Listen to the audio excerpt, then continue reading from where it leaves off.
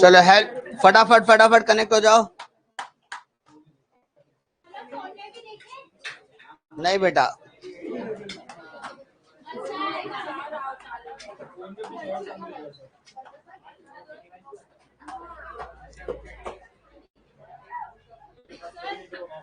Yes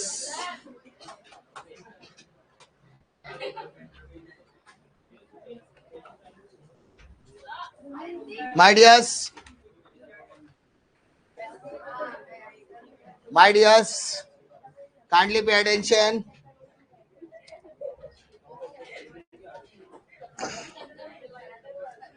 शुरू करते हैं डे 5 लेक्चर नंबर 9। हाँ, आज 9वां लेक्चर है।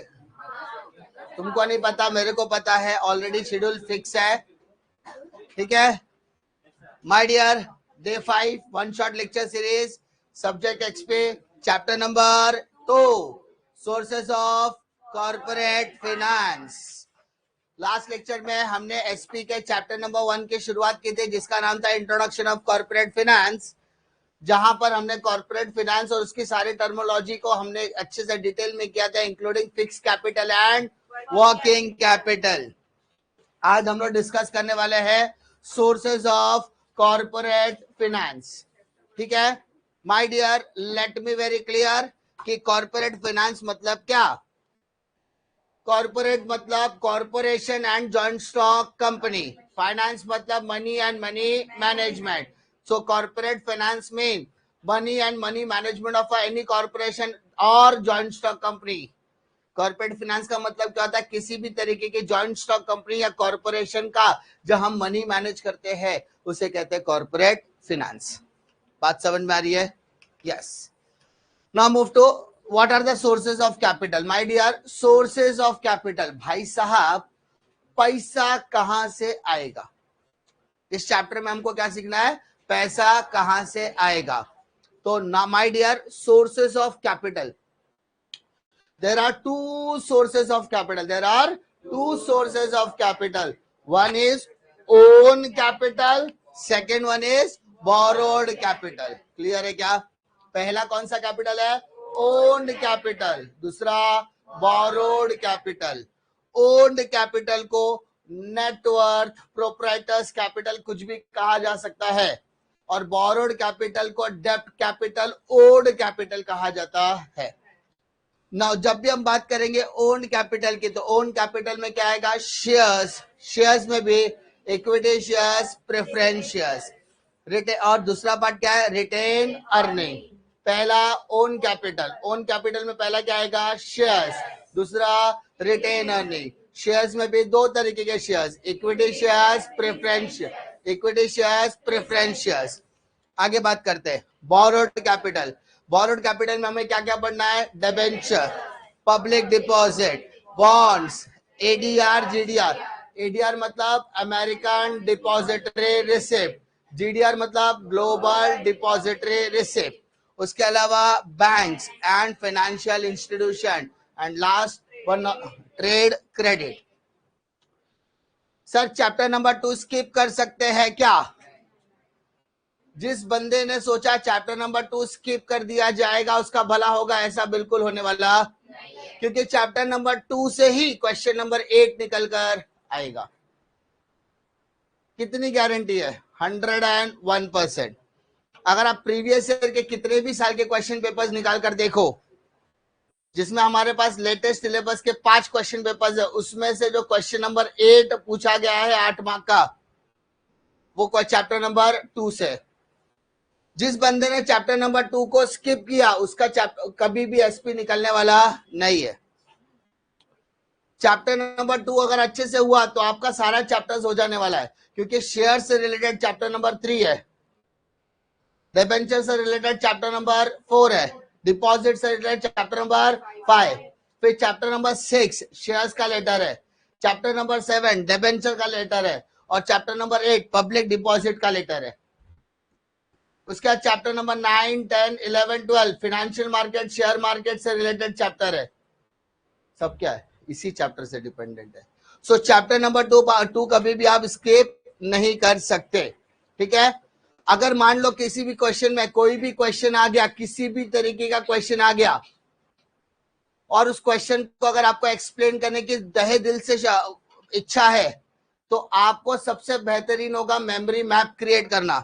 फॉर एग्जाम्पल जैसे सोर्सेज ऑफ कैपिटल है, तो आप ऐसा बना सकते हैं, सोर्सेज ऑफ कैपिटल में own capital, borrowed capital, own capital में शेयर्स, शेयर्स में equity preference, retained earning, borrowed capital में debenture, public deposit, bond, ADR, GDR, trade credit, bank, financial institution, सब आ जाएगा। Can we draw the diagram? Yes, you can draw the diagram. लेकिन एक ही चीज का ख्याल रखना है, डायग्राम के चक्कर में पेपर नहीं छूटना चाहिए, समझा? इस चीज का आपको ख्याल रखना, time management plays a very very important role. So start with the first part, that is sources of owned capital. जो हमने अभी तक डिस्कस किया वही चीजें वापस लिखी हुई मिलेगी आपको, जैसे दे रहा है, the funds collected by company through the issue of equity shares, preference shares and plogging back of profit are called own capital. The contributors of the share capital get divided as a return on their dividend. Dividend मिलता है, जो बंदा shares खरीदेगा उसको क्या बोलेंगे? Share holder.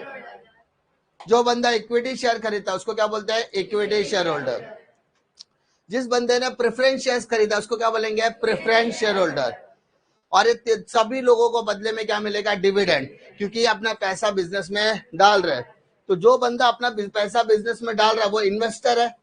अगर वो इन्वेस्टर शेयर होल्डर है तो शेयर होल्डर को बदले में क्या मिलना चाहिए? डिविडेंड। क्या मिलना चाहिए? कभी कभी ऑब्जेक्टिव्स में आता है कि dividend is a return on debenture. True और फॉल्स? फॉल्स। जहां जहां शेयर होल्डर वहां पर क्या मिलेगा? डिविडेंड। और डिविडेंड के साथ शेयर होल्डर, शेयर होल्डर के साथ डिविडेंड। शेयर होल्डर के यहाँ पे डिबेंचर होल्डर आ गया तो फॉल्स। डिबेंचर सिर्फ शेयर होल्डर को क्या मिलता है? डिविडेंड। क्या मिलता है? डिविडेंड। अब ये दिख रहा है आपको इतना सारा, ये जो शेयर वाला पार्ट है इनको क्या मिलेगा? डिविडेंड। बाकी सबको क्या मिलेगा? इंटरेस्ट। क्या मिलेगा? बात समझ में आ रही है? शेयर होल्डर को क्या मिलेगा? उसके बाकी के सभी लोगों को क्या मिलेगा? इंटरेस्ट। क्लियर है? It is also known as permanent capital, as company is not under obligation to repay the amount during the lifetime. Own capital is mentioned in the capital clause of the memorandum of association. यानी company के memorandum of association में clearly कह दिया जाता है capital clause के अंदर में कि हमारे कंपनी का कितना शेयर कैपिटल होने वाला है through out the life. Through out the life मतलब पूरी कंपनी के कितनी कैपिटल लिमिटेशंस है वो रजिस्टर्ड कैपिटल के क्लॉज में लिखा जाता है। क्लियर है? मोटा मोटी बात, जब जब आपके नसीब में ओन्ड कैपिटल आएगा, क्या आएगा बेटा? Owned capital. तो जब जब आपको ओन्ड कैपिटल वर्ड दिखाई दिया, ओन्ड कैपिटल, ठीक है, तो आपको याद रखना है इसमें आएगा शेयर्स एंड रिटेन्ड अर्निंग। क्या आएगा सर? शेयर्स में दो तरीके के शेयर्स होते हैं, equity shares, preference shares. Retained earning को प्लॉगिंग बैक ऑफ प्रॉफिट भी कहा जाता है। Ploughing back of profit. Problem clear है? क्या इसमें कोई दिक्कत अभी तक? श्योर, कॉन्फिडेंस लॉक किया जाए, आगे बढ़ा जाए। चलो next one, share. First part हमें पढ़ना है। अच्छा, मैंने जो फर्स्ट स्लाइड पे दिखाया था जितना भी सबको आज पढ़ना है, क्योंकि वो सब चैप्टर का हिस्सा है। 8 मार्क के लिए क्या इंपॉर्टेंट है, 4 मार्क के लिए क्या इंपॉर्टेंट है, वो आपको मैं बता देता। चलो ध्यान दो। मानो अगर आप डिस्टिंग्विश की बात कर रहे हो तो share versus debenture, equity versus preference, owned capital versus borrowed capital, ये आपका क्या बनता है? डिस्टिंग्विश। 3 में से कोई एक डिस्टिंग्विश आता ही है। लॉन्ग आंसर में क्या आएगा? लॉन्ग आंसर में types of preference shares, types of debenture, types of preference shares, types of debenture. और कभी कभी गुगली खेलना है। गुगली, गुगली मतलब अनएक्सपेक्टेड क्वेश्चन, जो कभी आपने एक्सपेक्ट नहीं किया, तो वो क्या देगा? Features of shares, features of debenture, features of preference, features of equity prefer, ठीक है। ये चार में से एक क्वेश्चन क्या देगा? गुगली बनाकर देगा, क्योंकि हम इसके 8 मार्क के लिए प्रिपेयर नहीं होते। इसलिए मैं कहता हूं इस चैप्टर के अंदर जो 3 डिस्टिंग्विश आप दे रहे हो, हाँ है ना, उसका कम से कम 8 से 10 पॉइंट याद करो। 7 8 6 लिखना है, 7 लिखना है, लेकिन 10 पॉइंट याद करने का एडवांटेज क्या है कि आपको इक्विटी, प्रेफरेंस, शेयर्स, डिबेंचर का आपको कोई भी फीचर्स याद करने की जरूरत नहीं होगी, क्योंकि सेम आप एज इट इज लिख सकते हो। एसपी में लेंथ मैटर नहीं करता, समझा? ओसी में कैसा क्वांटिटी मैटर करता है, यहाँ पे क्वालिटी मैटर करता है। एक लाइन का आंसर है, एक लाइन का पॉइंटर लिखा तो भी चलेगा, बट पॉइंटर का नंबर बढ़ा दो, या 8 लिखना है 12 लिखो चलेगा, छोटा छोटा लिखे तो भी, लेकिन उसका क्वांटिटी आपको अच्छा खासा लिखना, पॉइंटर की क्वांटिटी, आंसर क्वालिटेटिव ही रहना चाहिए। क्लियर है? चलो स्टार्ट करते हैं। Share, what is share? Share is a small part of the total share capital of the company.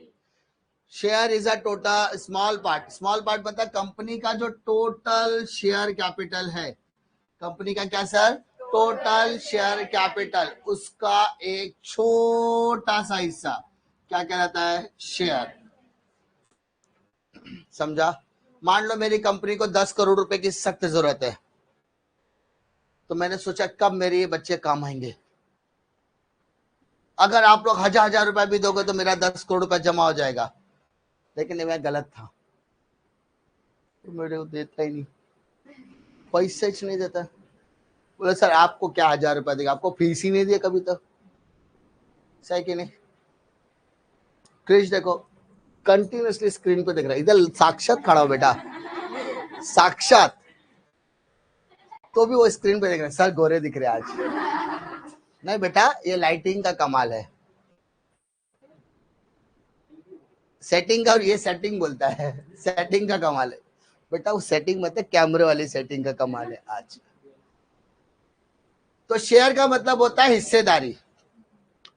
For example किसी काम को करने के लिए लाख रुपए की जरूरत है, अब आप लाख रुपए आपके पास नहीं है, तो आपने क्या किया? सब इंसान के पास गया, 1000 रुपया जमा किया, 100 लोगों के पास गया, तो आपका लाख रुपया हो गया। इससे क्या हुआ? उस लाख रुपए में हर एक का 1000 रुपया का शेयर है, हिस्सेदारी है, ठीक है? तो वो हिस्सेदारी को यहाँ पर क्या बोलेंगे? शेयर कहा जाएगा।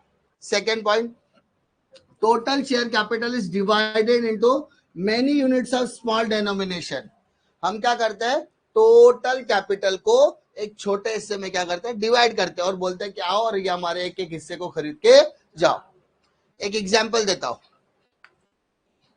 5 किलो पनीर लाओ, सबको देने का है, तो 5 किलो ऐसा एक साथ देंगे नहीं, छोटे छोटे पीसेस में कट करके देते हैं। उसी तरीके से टोटल शेयर कैपिटल को छोटे छोटे डिनोमिनेशन में कन्वर्ट करने को कहा जाता है शेयर होल्डर या शेयर होल्डिंग पैटर्न। समझा? तो टोटल कैपिटल को छोटे हिस्से में डिवाइड करना। अगर मैं बोलूंगा मुझे 10 करोड़ की जरूरत है, तो कोई देगा क्या मेरे को? सर मेरे पास खुद नहीं है। शक्ल देख के लगता है मैं आपको देगा? शक्ल देख के लगता है कि मेरे को कोई 1 करोड़ रुपया देगा? नहीं, मैं तुम्हारी बात कर ही नहीं रहा हूं। मैंने बोला तुम्हारी शक्ल देख के तुम 100 रुपया तो दे सकता है? बोले हाँ सर। मैं अगर इधर जितने भी लोग हैं बोले भाई तुम लोग मुझे 1-1 करोड़ रुपया दो, तो बोले सर मेरे घर पे जिंदगी में मैंने 1 करोड़ नहीं देखा, और अगर देख लिया तो मैं बेहोश हो जाता है, सही कि नहीं? बैंक में एक बार सर गया था ना पैसा निकालने के लिए, तो वहां पे मैंने ना सब उन लोगों ने पेटी खोला, तो उसमें इतना सारा पैसा देखा, मैं 3 दिन तक बेहोश था। इतना पैसा होता भी है क्या उसको मालूम ही नहीं है। तो कंपनी क्या करते हैं, एक साथ आप, जैसे अभी देखो, अभी रिसेंटली टाटा ने 15,000 करोड़ का कुछ आईपीओ निकाला था, 1500 या 15,000 करोड़ का आईपीओ निकाला था। 15,000 करोड़, अपने बोला 15,000 रुपए नहीं अपने अकाउंट में, 15,000 करोड़ का आईपीओ का तो बहुत बड़ा अमाउंट है। तो उन्होंने क्या बोला, 15,000 करोड़ नहीं मांग रहे, सब अपनी अपनी काबिलियत के हिसाब से जितना पैसा का शेयर खरीद सकते हो खरीदो। तो मिनिमम 15,000 का शेयर रिक्वायर्ड होता है अभी के रिसेंट जमाने में। तो एक शेयर की कीमत मान लो 500 रुपए, तो 30 शेयर आपको खरीदना पड़ेगा क्योंकि मिनिमम रिक्वायरमेंट कितनी है 15,000। मतलब आप कितने शेयर खरीदो 30, यानी 15,000 रेडी रखो, शेयर के लिए अप्लाई कर दो। ठीक है, लोगों ने 150 से 2 कितना सब्सक्रिप्शन किया, बाद में बाकी सबका पैसा रिटर्न किया करना पड़ा।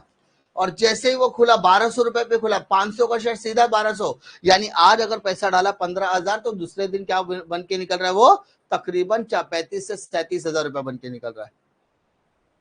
ये क्या है, this is the share holding pattern. ठीक है, बड़े अमाउंट को छोटे अमाउंट में डिवाइड करो और लोगों को बोलो खरीदो, तो वो क्या कर रहा है, शेयर खरीद रहा है। क्या खरीद रहा है, शेयर। शेयर मतलब हिस्सेदारी, पक्का।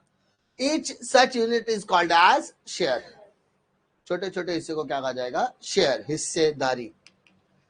Meaning smallest unit of a total share capital is known as shares.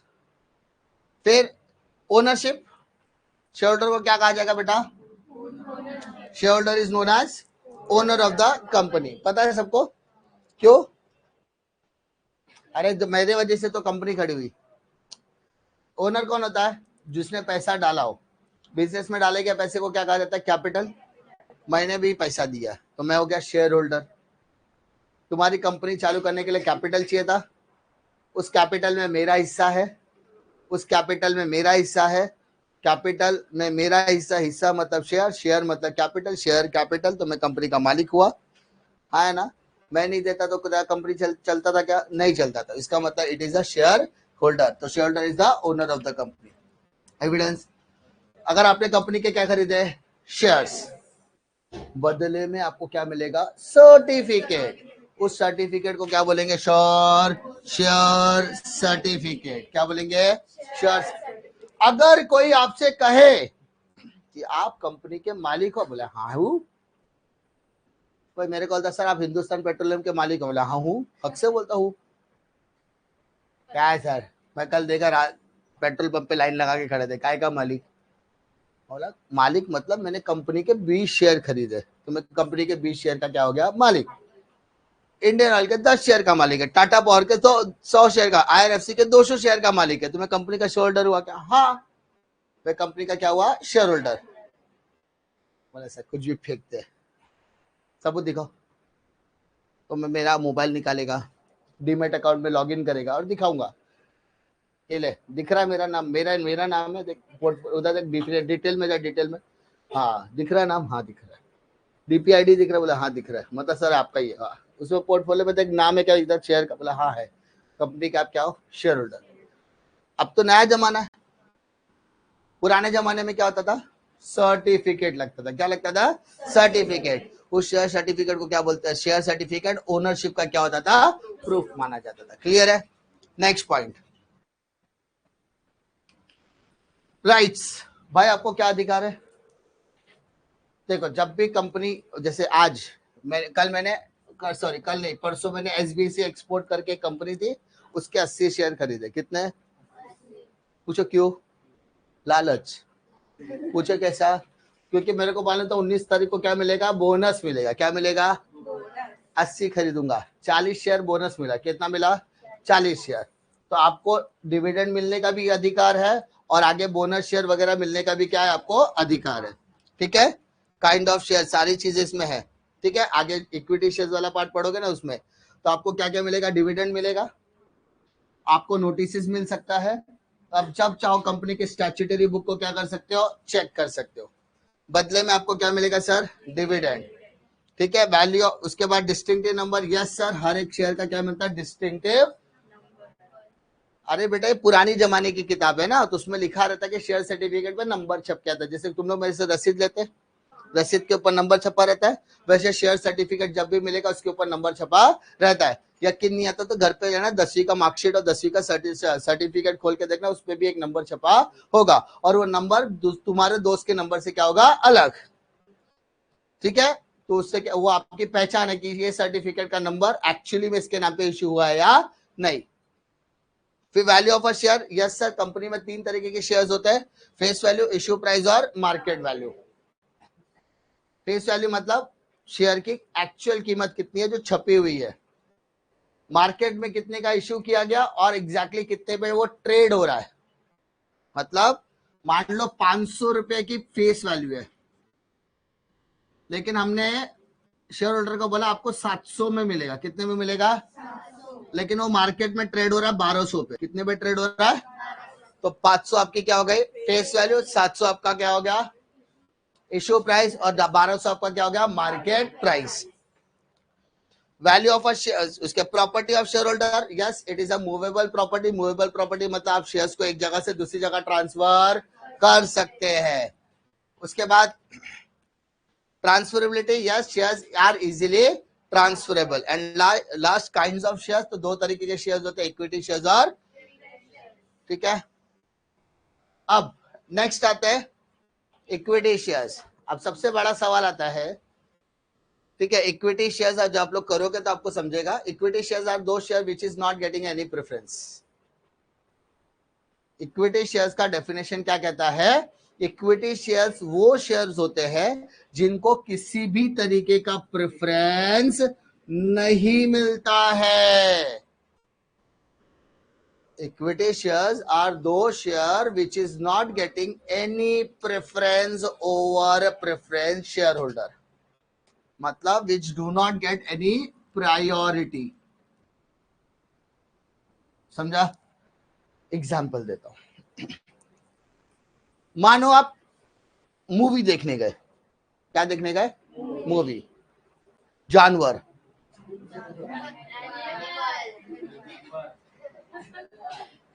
कौन सा? सॉरी, आप जानवर के साथ एनिमल देखने गए, सही कि नहीं? जाते कि नहीं जाते बेटा? डिम्पल सिंपल जब भी गई पिक्चर देखने? हाँ सही है, वेरी गुड। मान लो आप थिएटर में गए पिक्चर देखने के लिए और वहां पर हो गया आतंकवादी हमला। मानो बोला, मानो, वैसे तुम्हारा कुछ होगा नहीं, खाली आपको उनके साथ छोड़ दो, वो खुद भाग जाएंगे।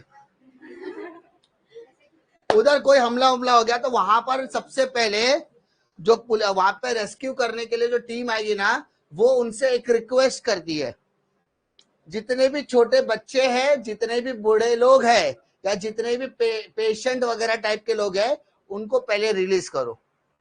दे आर गेटिंग अ प्रायोरिटी। समझा? उनको क्या मिलती है? प्राथमिकता मिलती है, प्रायोरिटी मिलती है। उसके बाद वुमेन्स को, और लास्ट में जेंट्स आते हैं। अरे इज्जत है तभी तो उसको अंदर छोड़ा है। उसको मान लो उसको लेके कुछ जाके मतलब नहीं है, वो घर क्या करेगा, घर ही चल जाएगा ना, और क्या। तो उनका प्रायोरिटी कैसा है? तो वैसे ही जब भी मैं इक्विटी शेयर और प्रेफरेंस शेयर्स की बातें करूंगा, तो इक्विटी और प्रेफरेंस में सबसे पहले प्रायोरिटी मैं प्रेफरेंस को दूंगा और इक्विटी को उसके बाद। और सवाल आता है सर किन चीजों में प्रायोरिटी मिलेगी?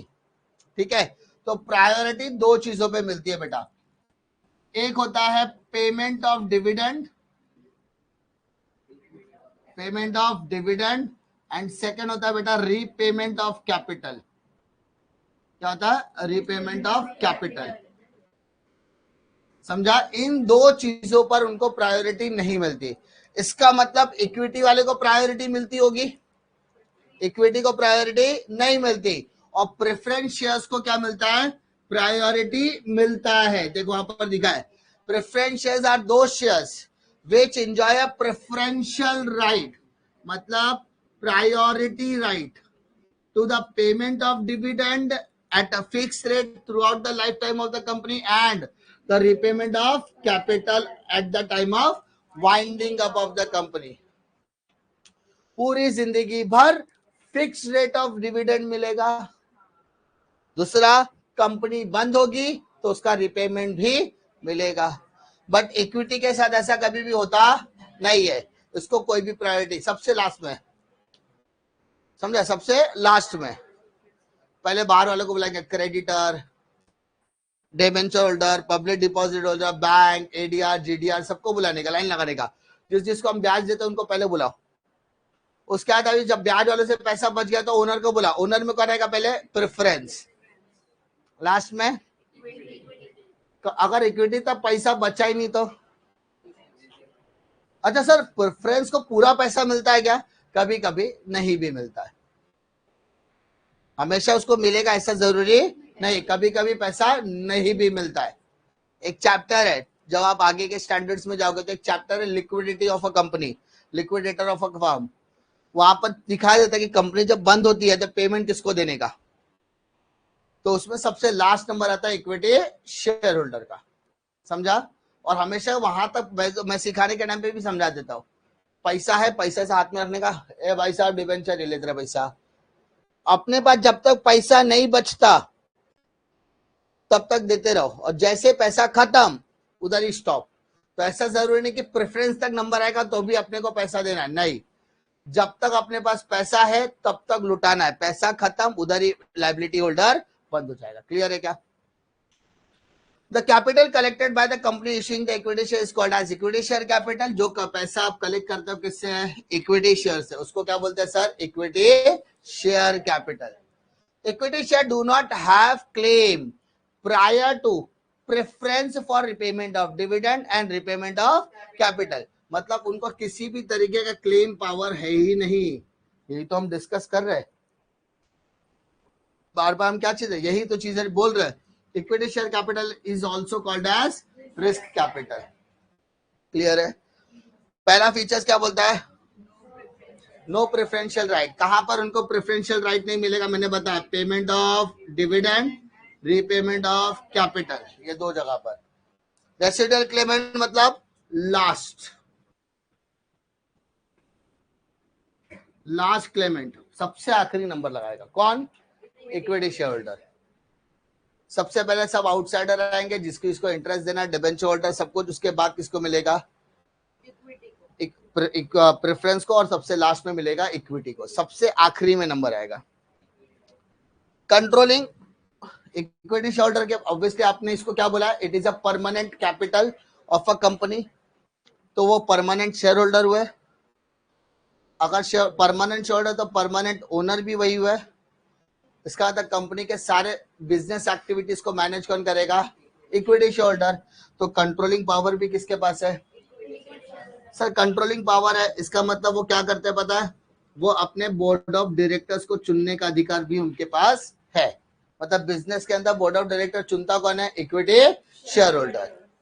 उसके बाद राइट्स, उनके पास क्या क्या अधिकार है? किताबें चेक करने का अधिकार है, बोर्ड ऑफ डायरेक्टर चुनने का अधिकार है, कंपनी के मीटिंग में बैठने का अधिकार है, कंपनी से रिलेटेड कोई भी अगर इंपॉर्टेंट डिसीजन लेना है तो इक्विटी शेयर होल्डर आकर वोट डाल सकता है उस मैटर में।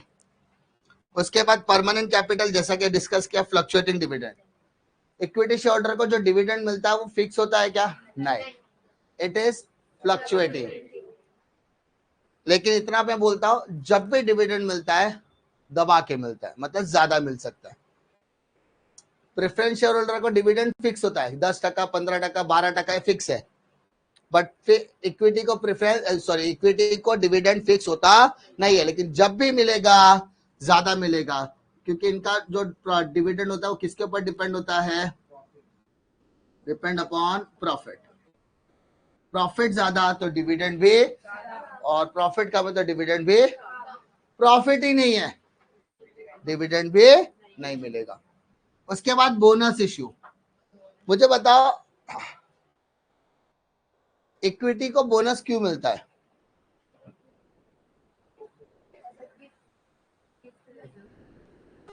देखो भैया, कंपनी बंद हो गई, कंपनी बंद होने के बाद आपका पैसा मिलेगा कि नहीं मिलेगा इसकी कोई गारंटी, सिंपल सी बात है। Through out the life time आपको कंपनी का मिलेगा कि नहीं मिलेगा, ये तो देखो पुराने टाइप के शेयर होल्डर है। नए टाइप में ऐसा नहीं होता, नए टाइप में आप जब चाहो खरीदो, जब चाहो बेच के जा सकते हो, जब तक कंपनी बंद होती नहीं है। प्रॉब्लम कब आता है? माने प्रॉब्लम जब कंपनी खुद से अपने आप को लिक्विडेट करना चाहती है, बंद करना चाहती है, तब ये सारी प्रॉब्लम क्रिएट होती है। अदरवाइज कंपनी जब तक स्मूथली चलती है, कंपनी चाहती है कि हमारे शेयर होल्डर खुश रहने चाहिए, और जो कंपनी का रियल ओनर है वो चाहता है कि कंपनी के टोटल प्रॉफिट में से एक हिस्सा किसको मिले? इक्विटी को। इसको कहता है कैपिटलाइजेशन ऑफ प्रॉफिट बोलते हैं। क्या बोलते हैं बेटा? Capitalisation of profit. अभी कैसा लगेगा, मेरे पास 1,000 करोड़ रुपया प्रॉफिट है, कितना 1000 करोड़ रुपया प्रॉफिट है, समझा। कैश पड़ा है, कैश, क्या बोला है, कैश, 1000 करोड़ रुपया कैश है।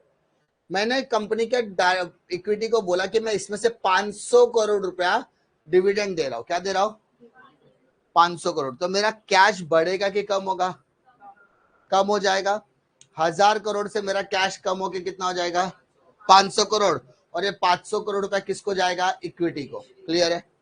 मेरे को कितने लोग अच्छा, कितने लोग बताओगे आती हुई लक्ष्मी अच्छी लग रही है कि जाती हुई, कंपनी का से पैसा आ रहा है कि जा रहा है, अच्छा लगेगा उसको। तो कंपनी ऐसा क्या करेगी कि भाई मेरा पैसा कम भी नहीं होना चाहिए और इक्विटी शेयर होल्डर खुश भी रहने चाहिए। तो क्या करते हैं, कंपनी अपने ही प्रॉफिट में से एक हिस्सा निकालकर एक रिजर्व में डालती है। किधर डालती है, रिजर्व में।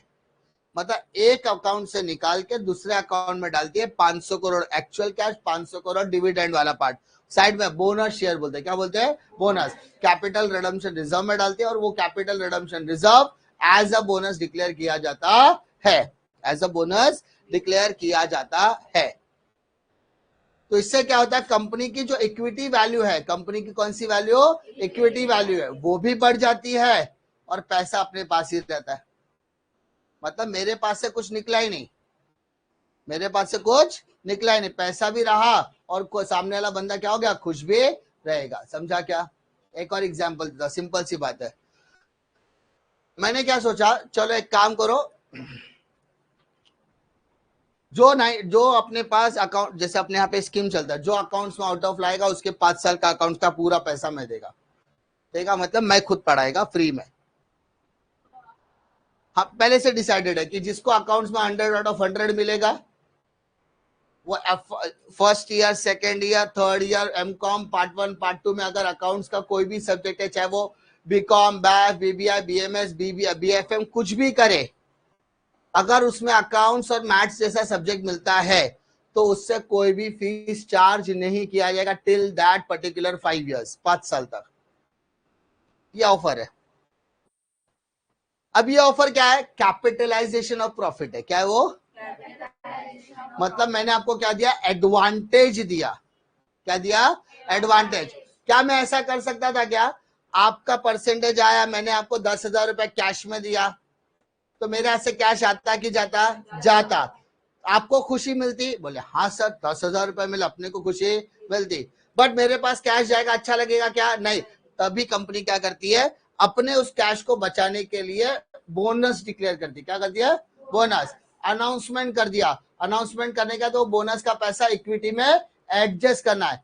लायबिलिटी भी बढ़ गई, कैश भी बढ़ गया, टेंशन लेने की जरूरत।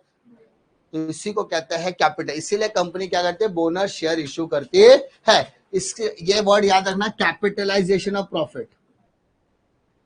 कौन सा, कैपिटलाइजेशन ऑफ प्रॉफिट। पक्का। राइट इश्यू, राइट इश्यू का मतलब क्या होता है, कंपनी अपने इक्विटी शेयर होल्डर को कहती है कि अपने अधिकारों को बढ़ाओ, अपने अधिकारों को बढ़ाओ। अधिकारों को बढ़ाओ मतलब अगर आप कंपनी के शेयर होल्डर हो, आप और शेयर खरीदो, उससे क्या होगा, हमें नए लोगों के पास जाने की जरूरत नहीं है। तो जब कंपनी अपने ही एग्जिस्टिंग इक्विटी शेयर होल्डर को अपने ही कंपनी के शेयर खरीदने के लिए कहती है, तो उसको क्या कहते हैं, राइट शेयर। ठीक है। Next, face value, market value. हर कंपनी के शेयर्स का एक फेस वैल्यू होता है, बट वो मार्केट में किसी और प्राइस पे ट्रेड होता है।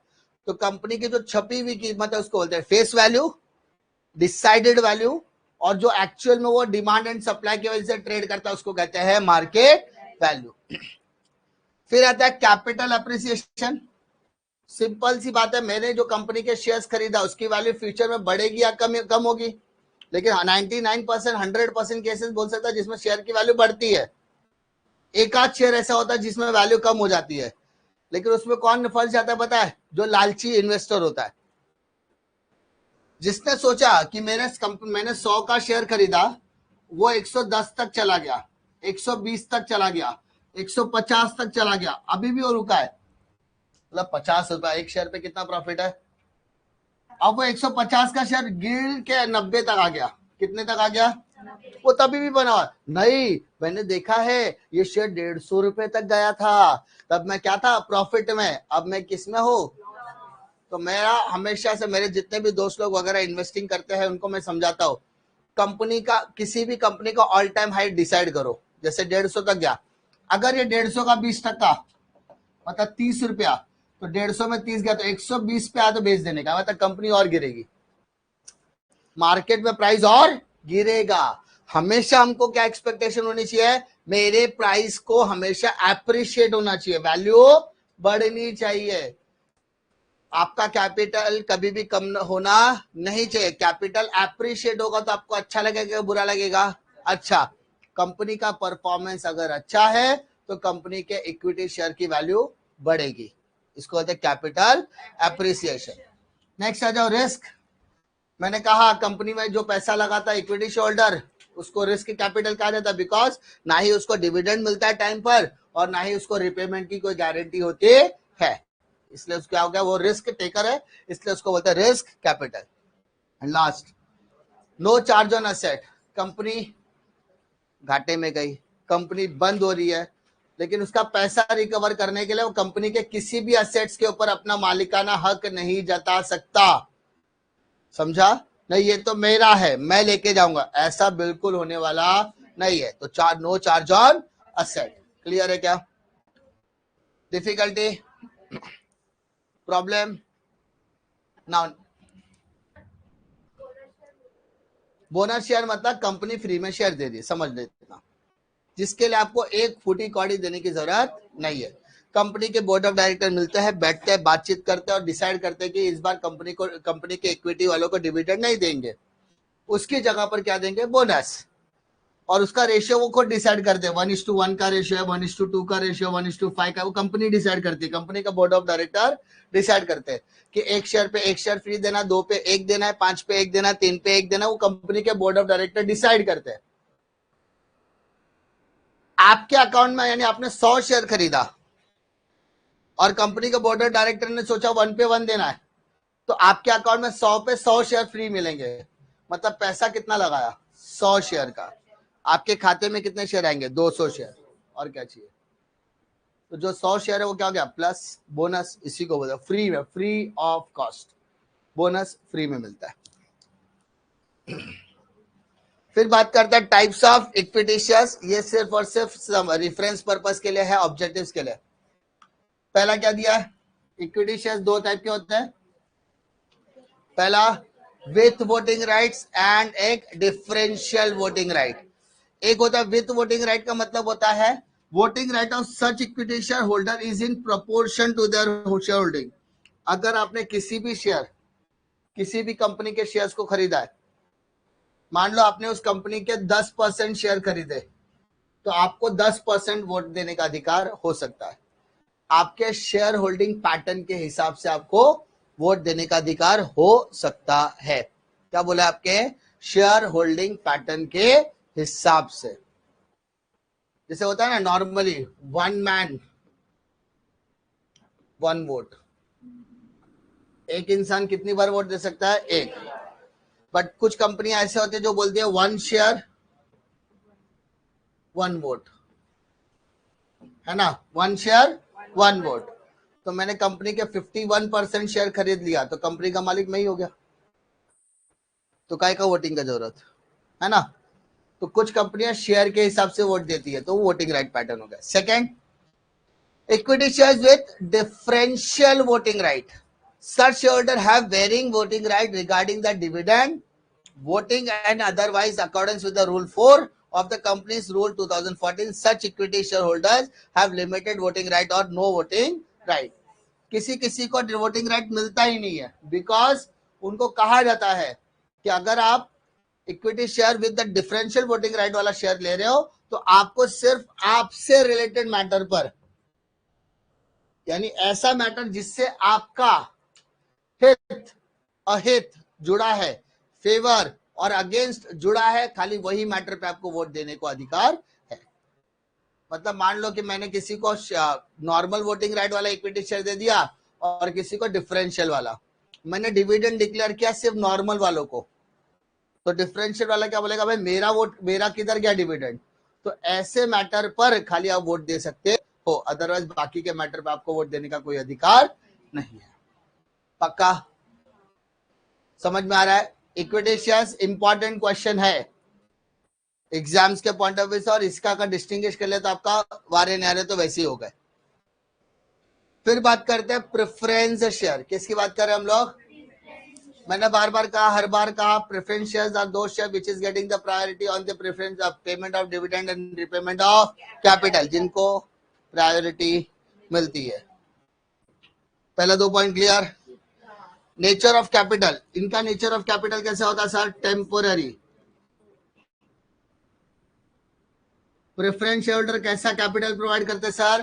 Temporary capital. समझा? Next, fix return. Yes sir, उनको फिक्स रेट ऑफ डिविडेंड मिलता है। कौन सा dividend? Fix rate of dividend मिलता है।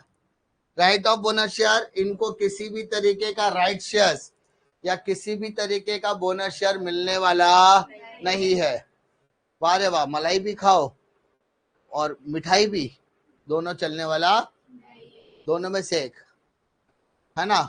मलाई या मिठाई दोनों में से एक ही, मलाई बचेगी तो ही मिठाई खाएगा बिलाई, है ना, क्योंकि मलाई तो दे रहे हैं ना, तो मिठाई खाने की जरूरत नहीं। No preference. यहां पर इनको किसी भी तरीके का वोटिंग राइट भी नहीं है।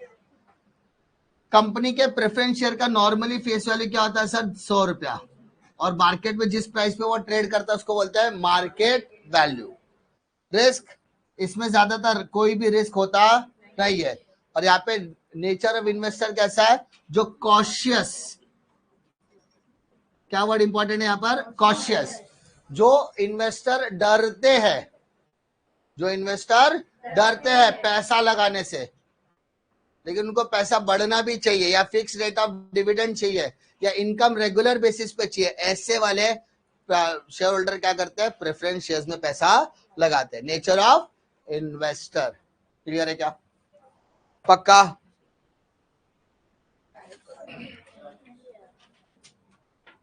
हाँ, very very very very very very important question, very very very very very very very important question.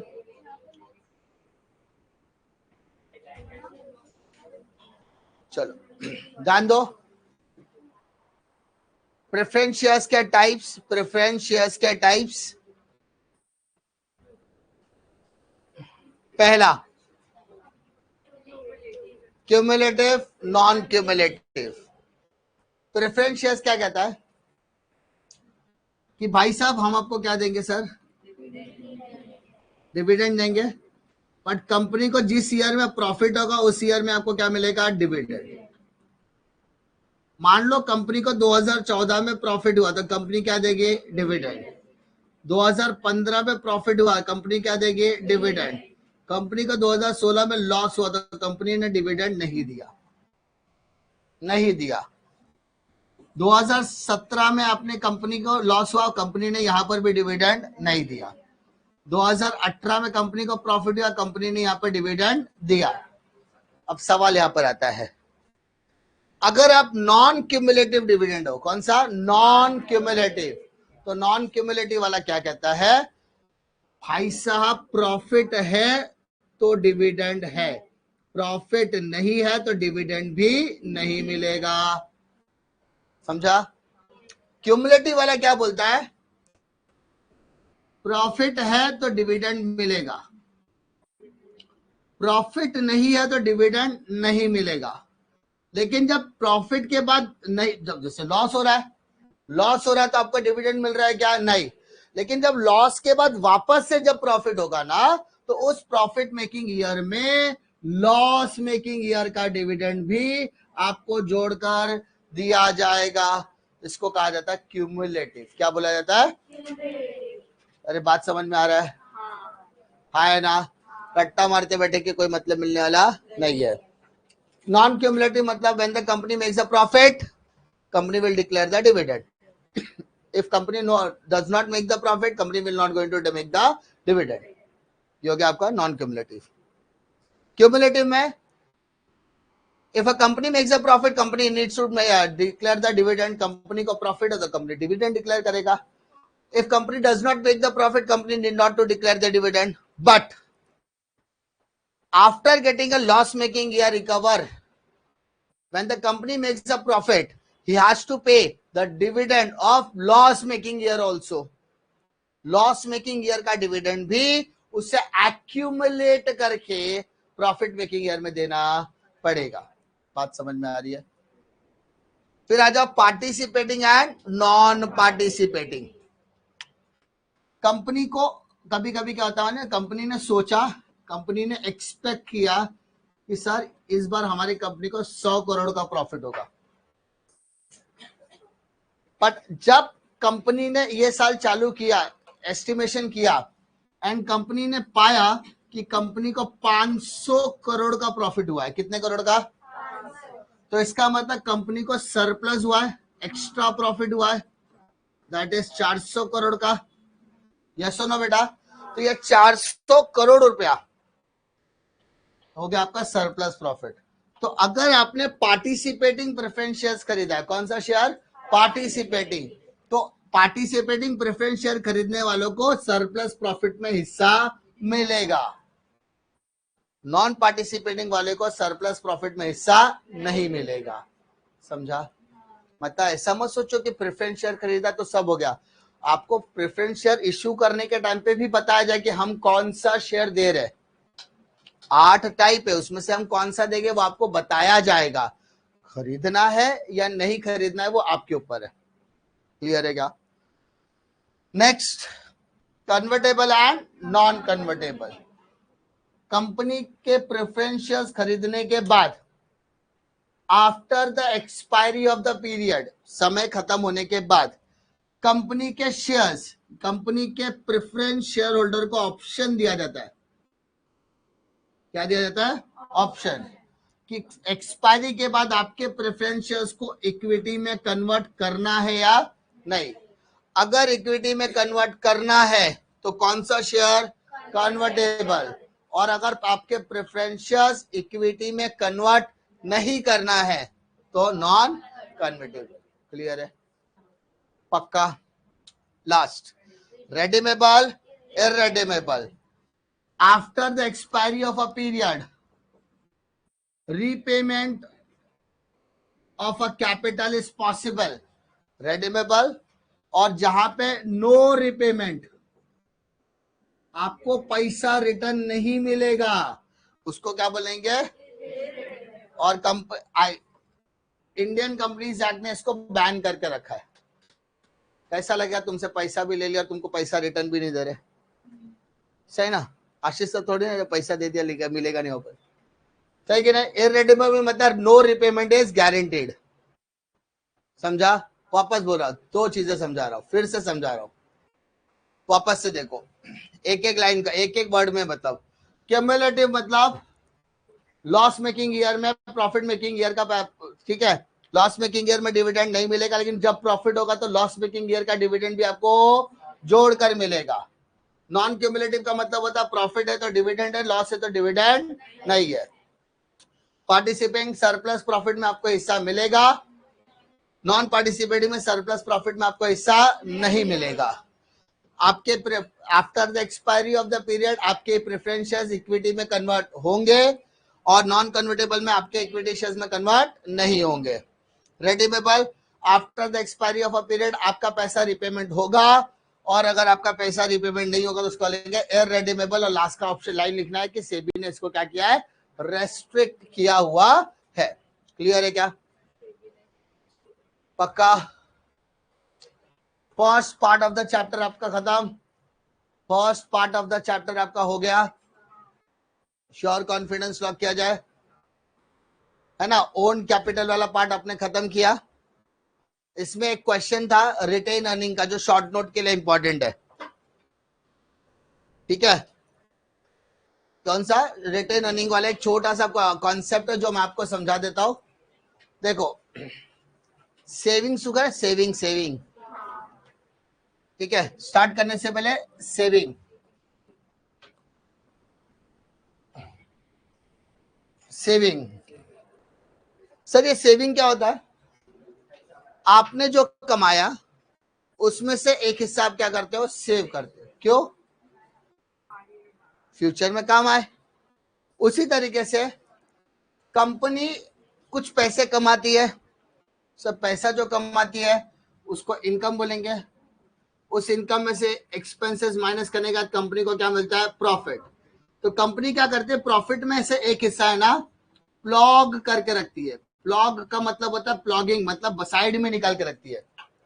क्या करके रखती है? साइड में निकाल के रखती है। उसको बोलते हैं रिटेन अर्निंग। क्या बोलते हैं सर? ताकि फ्यूचर में किसी भी तरीके की कैपिटल के रिक्वायरमेंट हो तो कंपनी के पास खुद का पैसा होना चाहिए। अरे आपका सेविंग आपको ही काम आएगा, ऐसा है क्या? कंपनी को जब भी एक्सपांशन करना, मॉडर्नाइज करना, फंड की रिक्वायरमेंट है तो कंपनी बोलेगी अपने पास खुद का पैसा है क्या? बोले हाँ है। किधर से? इक्विटी से प्रेफरेंस, उसके बाद खुद का सेविंग है, खुद का सेविंग। वो खुद के सेविंग को क्या बोलेंगे? Retain earning. क्लियर है? पक्का श्योर कॉन्फिडेंस लॉक किया जाए? हाँ है ना? First part of the chapter में कोई doubt?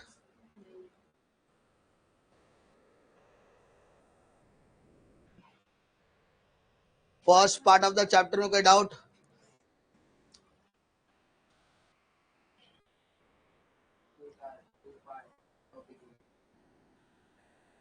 Two types of equity shares कौन कौन से अवेलेबल? हेडिंग बोल। वोटिंग राइट और डिफरेंशियल। तेरे को अधिकार मिला है वोट देने का, वोटिंग राइट। डिफरेंशियल मतलब पार्शियलिटी वोटिंग राइट। तेरा मैटर होगा तो ही वोट देना, वरना मत देना। समझा? डिफरेंशियल वोटिंग राइट मतलब तेरे को वोट देने का अधिकार है लेकिन तेरा मैटर है तो, वरना नहीं। समझा? Now start with the next part of the chapter, that is borrowed capital. इस borrowed capital को हम debt capital भी कहते हैं, owed capital भी कहते हैं, loan capital भी कहते हैं। debt capital, owed capital, loan capital, अलग अलग नाम लेकिन काम सबका एक। ठीक है? चलो borrowed capital, सबसे पहला क्या? The company may be borrowed for short, medium and long term requirement. Company पैसे कब बोरो करती है बेटा? जब कंपनी को किसकी जरूरत है? पैसे की। बट कौन से समय के लिए? Short time, medium term, long term. कौन से टर्म की रिक्वायरमेंट है वो समझना पड़ेगा। It is better to raise borrowed capital at later stage of the company's business. Company initial, company जब शुरू होती है ना बेटा, कंपनी जब पहली बार शुरू होती है तो कंपनी के इनिशियल एज में हम इक्विटी प्रेफरेंस से पैसा लेते हैं, इक्विटी से लेते हैं, बाद में प्रेफरेंस से। लेकिन जब आपकी कंपनी को लंबे समय के लिए पैसे चाहिए होते हैं और ओनर पैसा देने से मना कर देता है तो इन दैट केस आप क्या करते हो? बोरोड कैपिटल की तरफ जाते हो। तो company want to raise, expand, diversify the business and it required additional capital. The additional capital can be raised by issue of debenture, accepting deposit, bond, loan for commercial bank और financial institution। बस फर्क क्या है? बदले में इनको क्या पे करना पड़ेगा सर? इंटरेस्ट। और जब आपका समय सीमा खत्म हो जाएगा आपको ये पैसा क्या करना पड़ेगा? रीपे करना पड़ेगा after a specific period of time. और वो भी कौन से रेट पे? क्लियर है क्या? फॉरवर्ड कैपिटल में क्या क्या आता है? Debenture, deposit, bond, loan, loan from financial, ADR, GDR, trade के सब आ गया, ओवरड्राफ्ट वगैरह सब आ गया। ठीक है? क्यों करते हैं sir? Short term, medium term, long term need को फुलफिल करने के लिए। बदले में क्या होता है? इनको बदले में इंटरेस्ट देना होता है। और ये जितने भी नाम सुन रहे हो इन सबको हम कहते हैं क्रेडिटर्स। क्या करते हैं? क्रेडिटर्स को बदले में क्या देना पड़ता है आपको? इंटरेस्ट पे करना होता है। समझा? क्रेडिटर्स को आपको क्या पे करना होता है? ना पहला बोरोड कैपिटल की तरफ आ जाओ। क्या दिया है? डिबेंचर। क्या दिया सर? सबसे पहले व्हाट इज डिबेंचर? कंपनी को जब भी लॉन्ग टर्म फाइनेंस की जरूरत है। कौन से फाइनेंस की सर? Long term. और कंपनी क्या करना चाहती है? बोरो। बोरो मतलब कर्जा लेना, कर्ज लेना चाहती है, तब वो क्या करती है सर, डिबेंचर में खेलती है। तब वो क्या इशू करती है, debenture. Because debenture can be repaid after a long period such as 10 years, 20 years, etc. क्योंकि डिबेंचर क्या किया जाता है सर, रिपे किया जा सकता है। कब, 10 साल, 20 साल, 30 साल, 50 साल बाद भी। लंबे समय के लिए पैसा चाहिए तो कहां से लेने का, debenture. The term debenture originated from a Latin word debere which means to owe. ये लाइन आपके ऑब्जेक्टिव्स के लिए बहुत ज्यादा जरूरी है, ठीक है। कौन सा वर्ड है सर, लैटिन वर्ड। वर्ड क्या है, डिबेर, जिसका मतलब क्या होता है, और डिबेंचर। ये चार में से कोई भी एक अंडरलाइन करके दिया तो समझ में आना चाहिए। क्लियर है क्या। उसके बाद in simple term debenture is a instrument of credit. Instrument of credit मतलब उधारी लेने का एक तरीका, उधार लेने का एक तरीका है। issued by the company to acknowledge its debt loan to a debenture holder up to the certain sum of money under the certain terms and condition. बिना टर्म्स एंड कंडीशन के कुछ होने वाला है क्या, नहीं। तो उनको जो भी रूल्स एंड रेगुलेशन दिया गया, किसने रूल्स रेगुलेशन दिया बेटा, सेबी और इंडियन कंपनीज एक्ट, दोनों ने जो मिलकर कानून बनाया, जो भी रूल्स एंड रेगुलेशन, जो भी टर्म्स एंड कंडीशन बनाए हैं, उसी के हिसाब से इनको काम करना पड़ेगा। उसके बाद it is in the form of document that is debenture certificate. इनको एज अ प्रूफ क्या दिया जाता है सर, डिबेंचर सर्टिफिकेट दिया जाता है। क्लियर है। अब फीचर्स पे आ जाओ। पहला फीचर क्या है, सिक्योरिटी। टेंशन नहीं लेने का, डिबेंचर में पैसा लगाया तो आप उनके कोई भी एसेट पे अपना दाव ठोक सकते। कंपनी ने पैसा नहीं दिया तो आप उनके एसेट के ऊपर क्या कर सकते हो, धाव बोल सकते हो, यानी दावा कर सकते हो। मतलब डिबेंचर होल्डर बनने से पहले कंपनी अपने कोई तो एसेट आपके पास क्या रखेगा, गिरवी। सेकेंड, टाइम ऑफ रिपेमेंट, मैंने बताया पैसा कब देना है सर, मैच्योरिटी डेट के बाद। और डिबेंचर में मैच्योरिटी पीरियड 10 साल, 20 साल, 25 साल वगैरह का भी हो सकता है। थर्ड, प्रायोरिटी, मैंने बताया जब भी कंपनी बंद होगी, बंद होने के बाद कंपनी को सारे एसेट्स को बेचा जाएगा, पैसा में लिया जाएगा। उस पैसे को लेने के बाद सबसे पहले लिक्विडेटर को पैसा दिया जाएगा, फिर प्रेफरेंशियल क्रेडिटर, उसके बाद डिबेंचर होल्डर का नंबर आएगा। मतलब प्रायोरिटी ओवर द क्लेमेंट, मतलब ओनर से पहले उनका नंबर आएगा। किससे पहले सर, ओनर मतलब इक्विटी और preference. Assurance of repayment, assurance मतलब अगर आपने डिबेंचर में पैसा लगाया तो आपका पैसा डूबने वाला, ये पूरी दुनिया को पता है ना। प्रॉमिस, यस सर, यहाँ पर डिबेंचर होल्डर जो पैसा देता है, हम प्रॉमिस करते हैं कि हम आपका पैसा चुका देंगे, है ना, लौटा देंगे, क्योंकि हमने आपसे क्या लिया बेटा, कर्जा लिया। क्या लिया है, कर्जा। वो तो अपने को ही पता है, बार बार एक ही शब्द तो आ रहा है, क्या, डेप्ट, कर्जा। कर्जा लेने वाला मर सकता है, कर्जा देने वाला कभी नहीं मरता, मालूम है कि नहीं। कर्जा लेने वाला मर सकता है, कर्जा देने वाला कभी भी मरता नहीं है। जब तक आप कर्जा नहीं चुकाते तब तक आप जिंदा रहते हो, मरने के बाद आपकी फैमिली से कर्जा लिया जाएगा, लेकिन लिया तो जाएगा। स्टेटस, डिबेंचर होल्डर को क्या बोलते हैं sir, creditor of the company. इनको इंटरेस्ट कैसे मिलता है सर, फिक्स रेट। इनको कोई भी वोटिंग राइट नहीं मिलता। इनके जो इश्यूअर होते हैं, चाहे वो प्राइवेट कंपनी हो या पब्लिक लिमिटेड कंपनी, दोनों कंपनियां डिबेंचर इश्यू कर सकते हैं। बस फर्क क्या है, प्राइवेट वाले लिमिटेड मेंबर में ही डिबेंचर इश्यू कर सकते हैं, लिमिटेड मेंबर में, और पब्लिक वाले अनलिमिटेड मेंबर होते हैं उनके पास, मेंबर अनलिमिटेड, वो चाहे जिसको चाहे पब्लिक को इश्यू कर सकते हैं। अथॉरिटी ऑफ इश्यू, डिबेंचर कौन इश्यू करेगा sir, board of directors. Listing, जो भी कंपनी के डिबेंचर मार्केट में बेचने के लिए उतरे हैं, उसका नाम कम से कम किसी भी एक स्टॉक एक्सचेंज में लिस्टेड होना। मान लो टाटा के डिबेंचर मार्केट में बेचने के लिए निकले तो टाटा का नाम किसी एक स्टॉक एक्सचेंज में लिस्ट होना चाहिए, इसलिए यहाँ पे at least one recognise stock exchange. इसकी फेस वैल्यू नॉर्मली क्या होती है, एज कंपेयर टू शेयर से ज्यादा होती है। पार्टीज टू डिबेंचर, इसमें 3 पार्टी होती है, कंपनी, ट्रस्टी और डिबेंचर होल्डर। एंड लास्ट, आपके डिबेंचर इजीली क्या किए जा सकते हैं, ट्रांसफर किए जा सकते हैं एक पार्टी से दूसरी पार्टी को।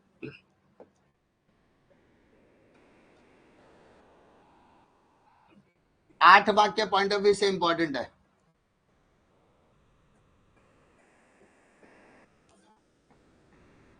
चलो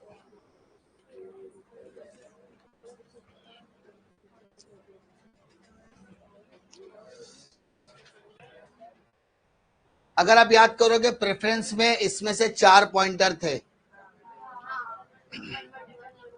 ये वाला पॉइंट यहाँ, बस वहां पर क्या करना है, प्रेफरेंस हटाना है, डिबेंचर लगाना है, बाकी दोनों का एक्सप्लेनेशन सेम, चारों का एक्सप्लेनेशन सेम, खाली स्टार्टिंग के 4 याद करने, बाकी सब सेम। आपने ये हेडिंग नहीं भी लिखा ना तो भी चलेगा, ये 8 टाइप अंदर का याद होना चाहिए। ठीक है, टोटल कितने टाइप से, 8। पहला कौन सा, secured, unsecured, registered, bearer. Clear है? सिक्योर्ड मतलब क्या, आपने कंपनी के डिबेंचर्स खरीदे तो कंपनी ने अपने कोई तो असेट आपके पास क्या रखा रहेगा, एज अ सिक्योरिटी रखा होगा, उसको बोलते हैं बेटा सिक्योर्ड डिबेंचर। क्या बोलते हैं, सिक्योर्ड डिबेंचर। अनसिक्योर्ड डिबेंचर का मतलब डिबेंचर होल्डर से पैसा तो ले लिया, कंपनी ने कुछ गिरवी नहीं रखा, समझा, मॉर्गेज रखा, मॉर्गेज नहीं रखा, मॉर्गेज रखा तो सिक्योर्ड डिबेंचर, और नहीं रखा तो अनसिक्योर्ड डिबेंचर। मैं बैंक के पास गया, बैंक से मैंने 5 लाख रुपए लिया, तो बैंक मुझे ऐसे शक्ल देके 5 लाख रुपए देगा क्या, तो क्या बोलेगा, कुछ तो गिरवी रखो। मैं मुथूट फाइनेंस में जाऊंगा, मनपुरम में जाऊंगा, बोलूंगा मेरे को 5 लाख की जरूरत है, वो क्या बोलेगा, गोल्ड लेकर आओ, जब घर में पड़ा हो सोना तो तब काहे का रोना। याद है एडवर्टाइजमेंट आता था, गोल्ड रखोगे तब आपको सोना मिलेगा ना, पैसा मिलेगा, पैसा गोल्ड रखो पैसा मिलेगा, तो अब वो हो गया सिक्योर्ड। क्या हो गया, तो उसके पास जाऊंगा, 5 लाख रुपया रहेगा, लूंगा और वो मुझसे कुछ गिरवी मांगेगा क्या, नहीं, अनसिक्योर्ड। क्या बोलेंगे इसको। उसके बाद ट्रांसफर, रजिस्टर्ड और बेरर। डिबेंचर सर्टिफिकेट पर, डिबेंचर सर्टिफिकेट पर डिबेंचर होल्डर का नाम, डिबेंचर होल्डर का धाम, सब कुछ लिखा है, नाम धाम काम सब लिखा है, पूरी एक इंसान की जो डिटेल्स उस सर्टिफिकेट में लिखी जा सकती थी वो सब रजिस्टर्ड डिबेंचर में आ गया। आपके कॉलेज से सर्टिफिकेट मिलता है, उस पर आपका नाम लिखा होता है, रजिस्टर्ड डिबेंचर, ऐसा मानो। बैरर मतलब 100 रुपया गिर गया, उस पर किसी का नाम लिखा है क्या, बैरर। तो ऐसा डिबेंचर जिसके ऊपर कंपनी डिबेंचर होल्डर का नाम लिखा ही नहीं है, तो जिसके पास वो डिबेंचर सर्टिफिकेट होगा वो डिबेंचर उसका माना जाएगा, उसको बोलते हैं बेटा बेरर डिबेंचर। क्या बोलते हैं, क्लियर है क्या। फिर आ जाओ on the basis of repayment, जहां पे रीपेमेंट पॉसिबल है उसको बोलेंगे redeemable, repayment is not possible irredeemable, और इररेडीमेबल डिबेंचर बैन है, जैसा कि मैंने प्रेफरेंस में बताया। Convertible, non convertible, after a specific period of time आपके डिबेंचर इक्विटी में कन्वर्ट हो गए, कन्वर्टेबल। आपके डिबेंचर इक्विटी में कन्वर्ट नहीं हुए, नॉन कन्वर्टेबल। बात समझ में आ गया। शॉर्ट एंड स्वीट, फटाफट फटाफट। सिक्योर्ड मतलब कंपनी के डिबेंचर लेते समय आप कंपनी ने अपने कोई एसेट आपके पास गिरवी रखा, सिक्योरिटी रखी तो सिक्योर्ड, कोई सिक्योरिटी नहीं रखी तो अनसिक्योर्ड। कंपनी के डिबेंचर सर्टिफिकेट पे डिबेंचर होल्डर की सारी जानकारी लिखी है, रजिस्टर्ड। सर्टिफिकेट पे कोई जानकारी नहीं है, बैरर। आपका पैसा रिटर्न मिलेगा, रेडीमेबल। पैसा रिटर्न नहीं मिलेगा, इररेडीमेबल। आपके डिबेंचर हम कन्वर्ट करेंगे इक्विटी में, कन्वर्टेबल। नहीं करेंगे, नॉन कन्वर्टेबल। क्लियर है। फिर आ जाओ बॉन्ड। अब यहाँ से जो भी चालू होगा वो 2-2 3-3 मार्क बोलते हैं, शॉर्ट नोट वगैरह के पॉइंट ऑफ व्यू से इंपॉर्टेंट है। नॉर्मली हमने कवर कर लिया मेजॉरिटी पार्ट, जिसमें से आपको 8 मार्क का क्वेश्चन, जस्टिफाई वगैरह के क्वेश्चंस आएंगे। आगे के जो क्वेश्चंस कर रहे हैं सिर्फ हम अपने सेटिस्फेक्शन के लिए कर रहे हैं कि हाँ पूछ लिया तो डरने का नहीं।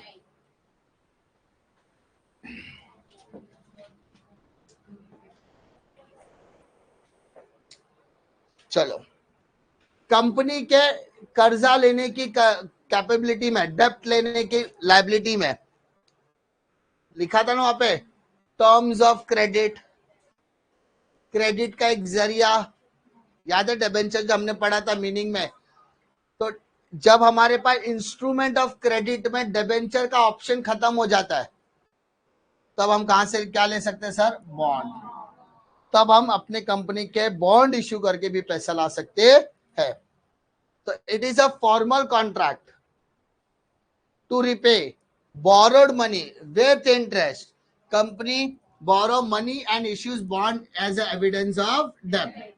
कंपनी क्या करती है, एक एग्रीमेंट बनाती है कि हम आपसे क्या ले रहे हैं, पैसा ले रहे हैं, और वो पैसा हम आपको चुका देंगे, बदले में हम आपको इंटरेस्ट भी देंगे, और वो पैसा कितने टाइम के बाद चुकाना उसकी जो टर्म्स एंड कंडीशन है वो हम लोग यहाँ पर लिखकर देने वाले हैं। यस और नो। मतलब बॉन्ड का मतलब होता है, एक होता है इन्वेस्टर या ऐसे समझो, एक होता है बोरोवर, एक होता है लेंडर जो पैसा देता है। तो ये दोनों के बीच में क्या होता है, एक एग्रीमेंट होता है। समझा, पैसा लेने वाला और पैसा देने वाला दोनों के बीच में एक एग्रीमेंट होगा कि भाई मुझे पैसा दे दे, मैं इतने दिन बाद आपको पैसा लौटाऊंगा, इतने इंटरेस्ट के साथ, इतने पैसों के साथ। तो इट्स अ बॉन्ड।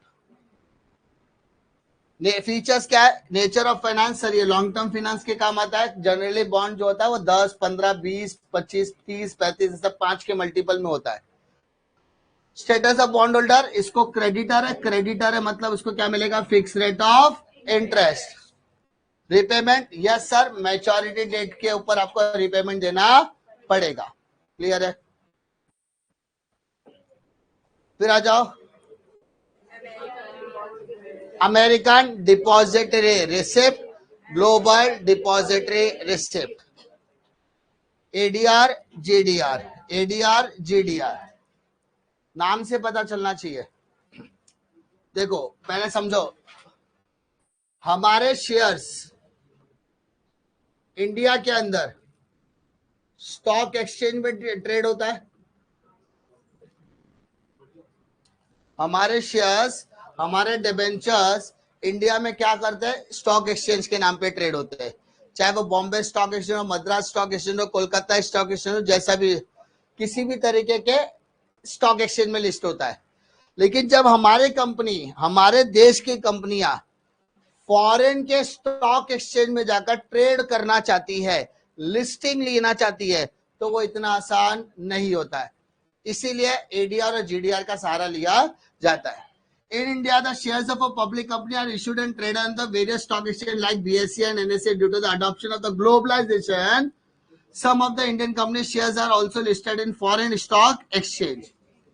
मैंने अभी वही बताया, इंडिया के अंदर हमारे शेयर्स कहाँ पे ट्रेड करते हैं, स्टॉक एक्सचेंज में, किसी भी तरीके के स्टॉक एक्सचेंज में, लेकिन ट्रेड होता है।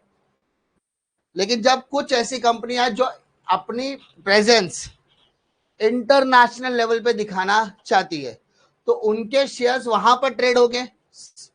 तो to list shares on those with the policy, ठीक है, अगर आपके कंपनी के शेयर्स को फॉरेन के किसी स्टॉक एक्सचेंज में लिस्ट करवाना है, ठीक है, तो therefore the Indian company which can not list their shares directly on the foreign exchange get listed directly through our ADR and GDR. तो जो कंपनियां फॉरेन लेवल पे अपने शेयर्स को डायरेक्टली लिस्टिंग नहीं कर सकती, अमेरिकन स्टॉक यानी न्यूयॉर्क स्टॉक एक्सचेंज में, ठीक है, या अलग अलग जो stock exchange India cross globe चल रहा है, यूरोपियन मार्केट है, न्यूयॉर्क का मार्केट है, चाइना का है, जापान का है, अगर इन स्टॉक एक्सचेंज में हमारी कंपनियां अपने शेयर्स को लिस्टिंग नहीं करवा पाती, बेच नहीं पाते अपने नाम से, लेकिन पैसा तो चाहिए, तब वो क्या करते हैं, वहां पर जाकर डिपॉजिटरी रिसिप्ट खरीदती है। क्या खरीदती है? Depository receipt. और अगर वही डिपॉजिट रिसिप्ट अमेरिका में खरीदा जाए तो क्या बोला जाएगा? American depository receipt. और अमेरिका को छोड़कर बाकी सारे ग्लोबल में जो चलेगा उसको बोलेंगे ग्लोबल डिपॉजिटरी रिसिप्ट। क्लियर है? जो डॉलर और यूरो के डिनोमिनेशन में होगा। डॉलर मतलब अमेरिका के लिए और यूरो मतलब यूरोपियन नेशंस में क्या चलता है? जीडीआर। अरे आपके शेयर्स कहां पे लिस्ट होंगे सर? इंडिया में। अगर आपको अपने शेयर्स को लिस्ट करवाना है, अपने शेयर्स को बेचना है, तो आपको किसी भी एक स्टॉक एक्सचेंज में लिस्ट करवाना पड़ेगा। बट हमारे यहाँ की कंपनियां अगर ग्लोबल लेवल पे शेयर्स इशू करना चाहती है तो वहां के स्टॉक एक्सचेंज में अपना नाम लिखवाना पड़ेगा। नाम लिखवा के ट्रेड किया तो अच्छी बात, नहीं कर पाए तब आपको क्या करना पड़ेगा? डिपॉजिटरी। अगर यही डिपॉजिटरी रिसिप्ट अमेरिका में करे तो अमेरिकन जीडीआर बोले, अमेरिकन डिपॉजिटरी रिसिप्ट बोलेंगे। अमेरिका को छोड़ के बाकी के सारे देशों में क्या लगेगा? GDR, that is global depository receipt. Clear है? क्लियर है? Next concept, trade credit. Trade credit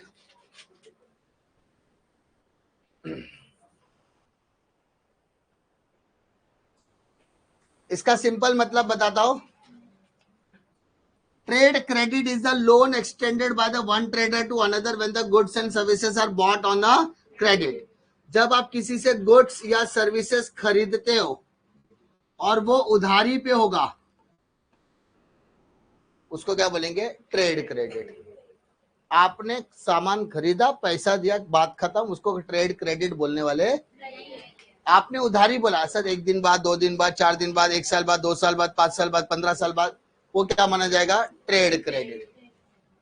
trade credit facilitates the purchase of supplies without immediate payment. खरीद लो, पैसा बाद में देना। Trade credit is commonly used by the business organisation as a source of short term financing. ठीक है, आज खरीद लाते, पैसा बाद में दे देंगे, 1 हफ्ते बाद, 2 हफ्ते बाद दे देते, तब तक उसका पैसा हम क्या करेंगे? यूज करेंगे। क्या करेंगे? यूज। समझा? लोन्स सबको पता है, बैंक में लोन ही तो लेने जाते हैं अपन। The advance of specified sum of money to a business firm by a commercial bank or financial institution in the form of credit loans are one of the important source of borrowed capital.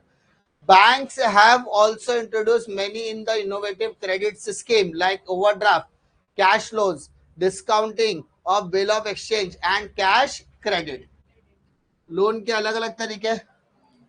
आपको पैसा चाहिए, bank में जाओ, apply करो, bank आपको क्या देगा? Loan. अगर आपके पास करंट अकाउंट है तो बैंक आपको ओवरड्राफ्ट फैसिलिटी देता है। अगर आपके पास बिल ऑफ एक्सचेंज है, बिल में आप ट्रेड करते हो, आपको इमीडिएट पेमेंट चाहिए तो डिस्काउंटिंग ऑफ बिल करके भी मिलेगा। तो बैंक आपको पैसा देने के लिए खड़ा है, उसके पास पैसा लेने के अलग अलग तरीके हैं, पैसा देने के अलग अलग जरिए, उसमें से कोई भी आप इस्तेमाल करो, आपको आसानी से क्या मिल जाएगा? लोन। क्लियर है? ठीक है?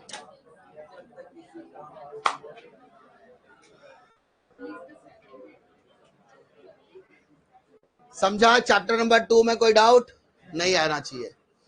जब तक किसी काम को किया नहीं जाता तब तक वह असंभव ही लगता है। ठीक है? बस इसी के लेक्चर बैठो, लास्ट का स्लाइड देख के मजे लेते रहो, बट घर पे आके बुक बंद करके बैठे रहो। इसी तरीके से समय बीतता जाएगा, काल आता जाएगा, और कुछ नहीं। ऐसा कहते हैं ना, कल करे सो आज कर, आज करे सो अब। कल का कल को टालेगा तो काम करेगा कब?